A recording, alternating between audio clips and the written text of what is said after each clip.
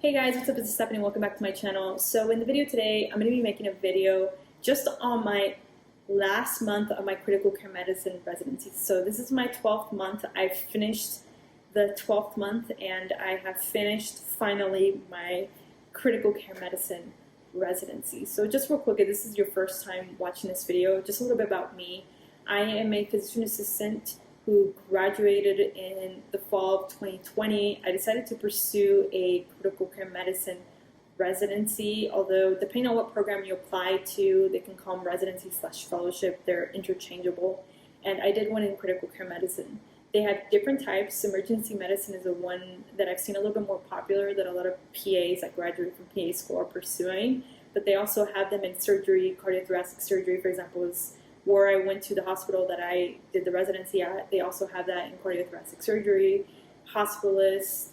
They even have some for newborns, so the newborn ICU, the NICU. They also have that also because there's a huge need for APPs to treat these newborn babies. So there's a lot of NICU ones, especially where I work at, that are actively seeking for anyone that's interested in the NICU for residency, which I highly recommend.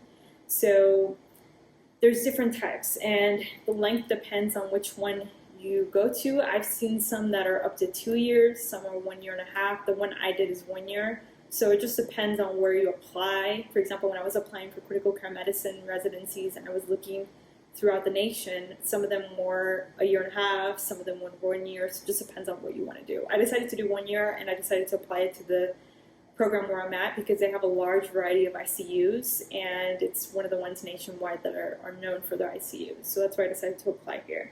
So basically I did a 1 year residency, critical care medicine, and you rotate for the entire year through different ICUs.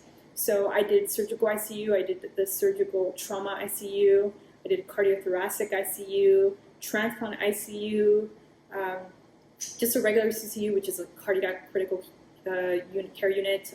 I also did medical ICU, and neurovascular ICU, neurotrauma ICU. So I rotated through all of these, and then at the end, once I rotated through all the basic ICUs, they kind of told me where I wanted to rotate through again, or what I really enjoyed from all these ICUs, and if there was a position that was open, I applied for it and I got it, which I did. So I really enjoyed the neurotrauma ICU and the neurovascular ICU, so I was hired for the neurotrauma and the neurovascular ICU, which is where I'm going to be working at. So what they did is that the last few months that I had after I had finished all the basics is that I focused just on the neurovascular ICU, neurotrauma ICU. So I rotated with neurosurgery since we kind of work a lot together with the neurosurgery residents and the neurosurgeons, since a lot of our patients are traumatic brain injuries. We have a lot of patients that have subarachnoid hemorrhages, like head bleeds, epidurals, subdural hemorrhages, etc. So in addition to that, I worked a lot together with neurology. So I spent some time with neurology during the residency, specifically stroke, since we see a lot of stroke patients in the neuro ICU. We see a lot of myasthenia gravis, also any of your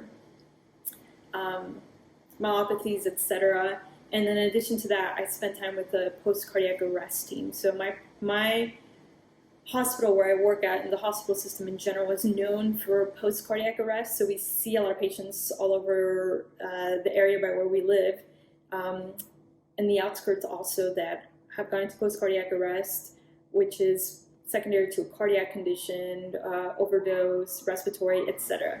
So I was able to spend time with them also.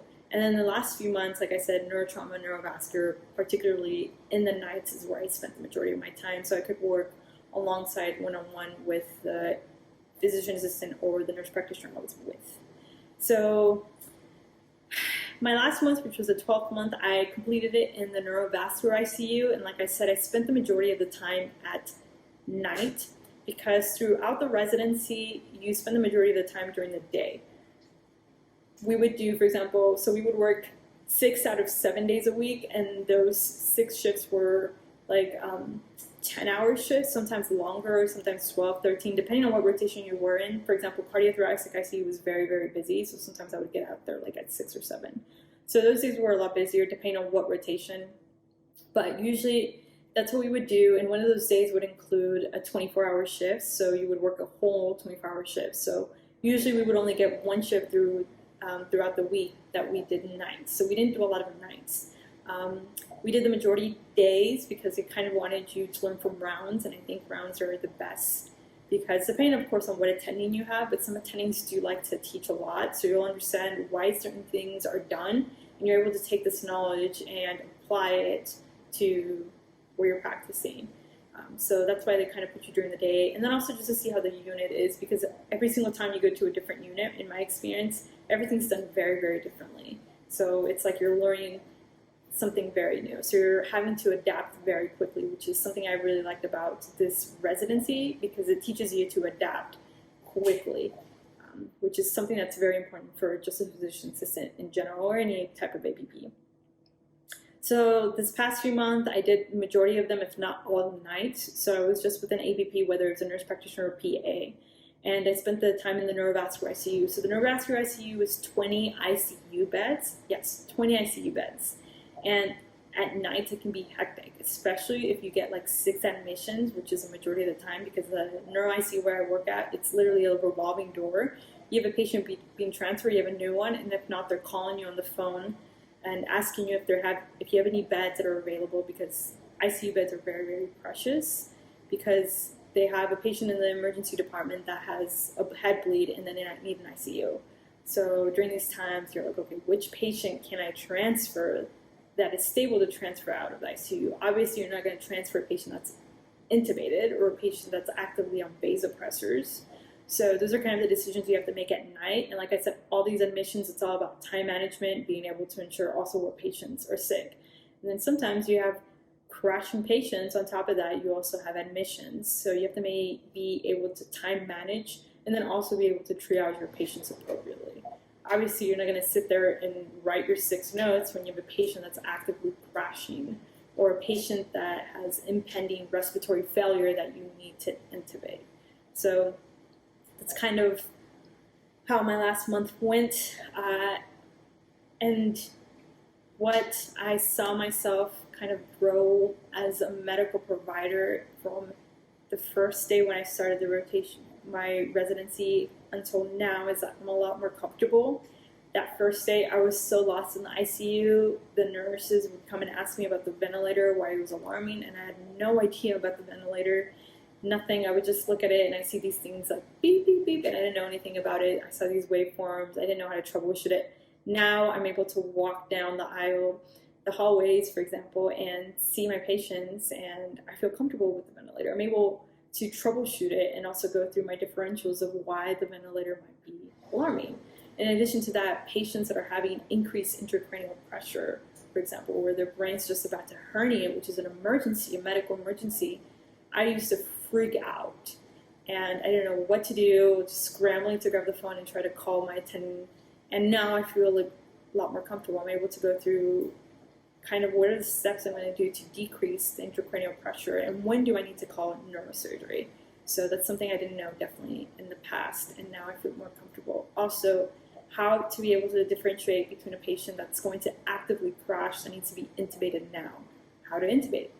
And I've done multiple intubations now, versus when I first started the residency, I had only done 1 intubation. And the majority of intubations I did were just on mannequins. I had not done, and it was not even and it was in a controlled environment. So it was in the operating room, not like the critical care medicine where it's an uncontrolled environment where you have the patient that's actively dying in front of you, or a patient that is just, for example, going into cardiac arrest, and you don't have time to set everything up at that time. You have to make sure you get the airway protected, etc. So it's a very different environment than in the operating room where everything's a little bit more controlled.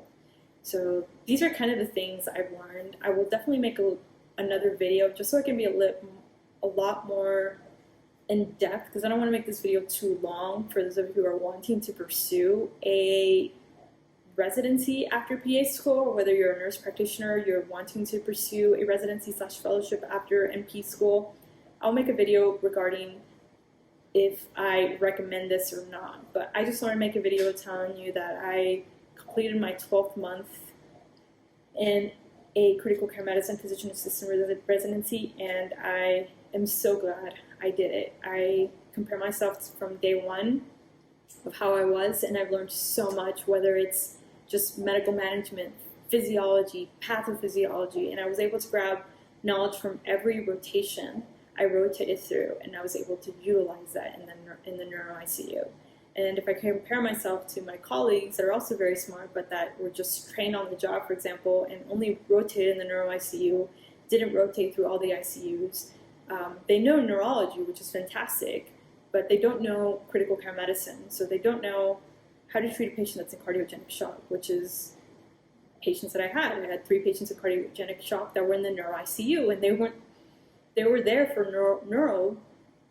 neurological things, but of course they went to cardiogenic shock. And if you haven't treated them yet, then you kind of are fumbling because you don't know what to do. Thankfully, since I was in the CT ICU, and one of the attendings that I rotated with through that rotation told me, there's one thing you're going to learn about this rotation is going to be how to treat and identify cardiogenic shock. I was able to get that knowledge, and I was able to feel comfortable in knowing what to do in a patient that is cardiogenic shock, or how a cardiogenic shock presents. So I'm very, very, very grateful. Anyways, I am done with my residency. I hope this video is helpful for you. Completed 12 months. All those days that I didn't sleep and I didn't think I was going to get through it, because I will be honest with you, there was days where I was like, you know what, maybe I'm not put up for critical care medicine, especially when I was in the medical ICU in December during the COVID pandemic, where we got really, really sick patients due to the Omicron strain.